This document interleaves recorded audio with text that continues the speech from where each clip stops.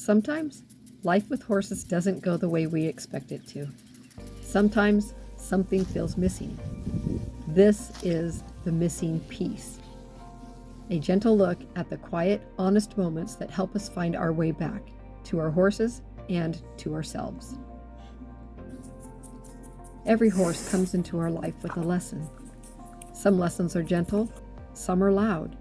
Some break us open in ways we never saw coming. And some quietly heal places we didn't know were hurting. Excuse you. When we struggle with a horse, we're often taught to push harder, to fix the behavior, to correct what's wrong. But sometimes the horse isn't asking for correction at all. Sometimes the horse is asking us to slow down, to soften, and to listen.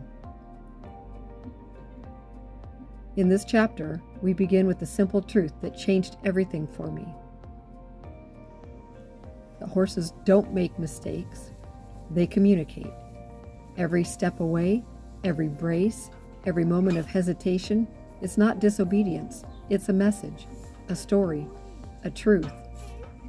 And when we learn to listen, really listen, something shifts. Something inside us becomes still. And that's when we begin to find the missing piece. In this series, we'll walk through the missing piece together, one quiet moment at a time. If you've ever felt lost with your horse or lost inside yourself, you're not alone.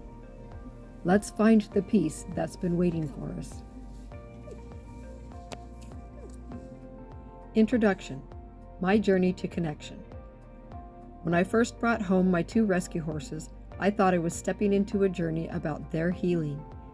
What I didn't realize was how much trauma they'd been carrying and how much I would have to grow in order to meet them where they were. One was a retired bucking horse who would rather go through the fence than be touched. The other, a young pregnant mare, was absolutely terrified of rope or halter and had no good opinion of humans except at feeding time. Love and good intentions were only the beginning. What they truly needed was for me to become someone they could feel calm and steady with. What I didn't know was that both horses were sensitive, wary, and carried the weight of past trauma. Their defenses were always ready: pinned ears, flinching, turning away, braced bodies, hard to catch. I tried doing what I'd been told, followed the advice of well-meaning friends, trainers, and videos. Correct bad behavior, show them who was in charge. But the more I applied those traditional methods, the worse things became. The trust I longed for seemed to slip further away. You see, my horses weren't misbehaving. They were protecting themselves, and my well-meaning attempts at fixing them only made it harder for them to feel at ease with me. That's when I realized something that changed everything. Trainers can teach skills, but they can't build the trust and bond for you. Even with the right skills, how we interpret our horse's behavior shapes every decision we make. The most important thing to a horse is a sense of security. Good girl. Trust grows when a horse believes you will make good decisions for them, consistently, quietly, and without harm. This realization was the start of my path towards what I now call the calm, connected path. It wasn't about becoming a professional or mastering every training technique. It was about showing up soft, steady, and willing to listen.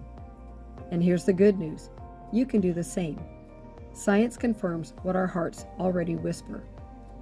Horses remember kindness and consistency, not perfection. They mirror our calm and soften when we soften. Gentleness and awareness are not weakness. They are leadership your horse understands. This book is for anyone who has ever stood at the gate and wondered if they were enough for their horse. You don't have to be a professional. You don't have to have decades of experience. You don't have to do it perfectly. You just have to show up, soft, steady, and willing to listen. One mindful, heartfelt step at a time. Because your horse doesn't need just a trainer. They need you. One of my favorite quotes was from Dr. Wayne Dyer. He said, "When you change the way you look at things, the things you look at change."